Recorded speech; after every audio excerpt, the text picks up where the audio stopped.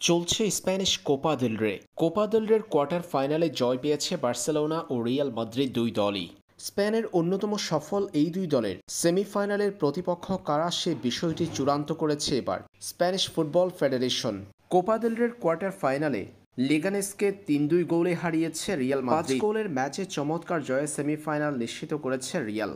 অন্যদিকে বার্সেলোনা হারিয়েছে ভ্যালেন্সিয়ার বিপক্ষে ৫-০ গোলে জিতেছে রাফিনহার দল। এই জয়ের মধ্য দিয়ে সেমিতে উঠেছে কাতালান জায়ান্টরা। এবার চূড়ান্ত হয়েছে কোপা দেল রের সেমিফাইনালের ৪ দলের খেলার সময়সূচি ও কে কার প্রতিপক্ষ। বার্সেলোনা সেমিফাইনালে কঠিন প্রতিপক্ষ পেয়েছে লা লিগার চলমান মৌসুমের অন্যতম টপ দল অ্যাটলেটিকো মাদ্রিদকে। সেমিফাইনালে মোকাবেলা করতে হবে বার্সেলোনার। আগামী ২৬ ফেব্রুয়ারি অনুষ্ঠিত হবে বার্সেলোনা অ্যাটলেটিকো মাদ্রিদের মধ্যকার লড়াইটি।